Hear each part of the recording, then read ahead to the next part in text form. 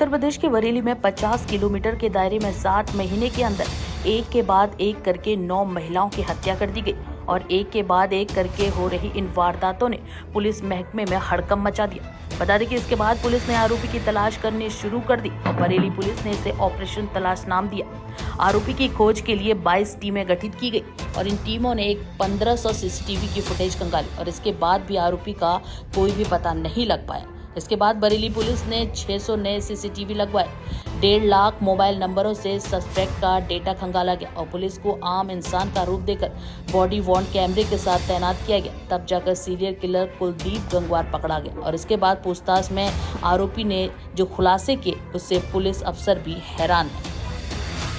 बता दें कि आरोपी कुलदीप गंगवार ने बताया कि उसकी मां बचपन में ही मर गई। सौतेली मां ने उसके साथ अच्छा व्यवहार नहीं किया। इससे कुलदीप के मन में महिलाओं को लेकर कुंठा हो गई और वो ऐसा करने लगा और वो सुनसान इलाके में महिलाओं को रोकता था और उनसे सेक्स करने के लिए बोलता था। करो बात अच्छी नहीं है। अच्छी नहीं थी, ये औरत अच्छी नहीं थी। क्या कह रही? पुलिस बता क्या कह गई? क्या कह रही तुमसे? गलती गलती तो तुमने मार दी। मार दिया। जैसा कि आप सभी अवगत हैं कि वर्ष 2023 और इस वर्ष जुलाई 2024 में थाना शीशगढ़ और थाना शाही अंतर्गत कुल 6 महिलाओं की हत्याओं के केसेस दर्ज थे 302 आईपीसी के अंतर्गत, जिनका अनावरण नहीं हुआ था। हम लोगों ने इसके लिए, इनके अनावरण के लिए एक टीम गठित की थी और उस टीम को एक ऑपरेशन तलाश का टारगेट दिया गया था, जिसमें हम लोगों को पकड़ना था उस व्यक्ति को या उन व्यक्तियों को जिनके द्वारा ये घटनाएं कारित की गई हैं।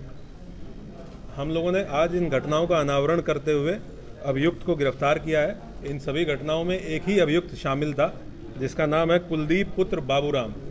कुलदीप पुत्र बाबूराम गांव बाकरगंज, थाना नवाबगंज, जनपद बरेली का ये रहने वाला है। इसकी उम्र लगभग 35 वर्ष है।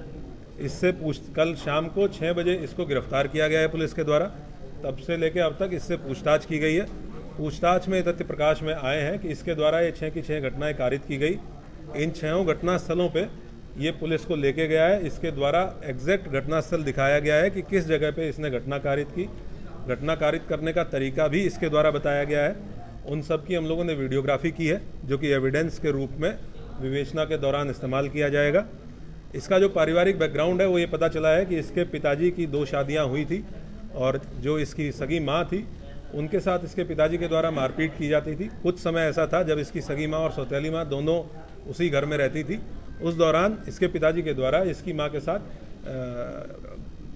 मारपीट की गई, कई बार मारपीट की गई, जिसके लिए अपनी सौतेली माँ को दोषी मानता था।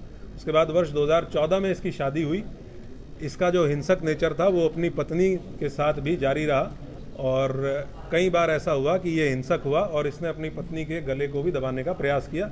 ये उनसे बातचीत में ये बात तस्दीक हुई है, जिसके फलस्वरूप इसकी पत्नी इसको कुछ साल बाद छोड़ के चली गई और उसके बाद महिलाओं के प्रति इसके दिमाग में द्वेष और कुंठा और अधिक बढ़ गई।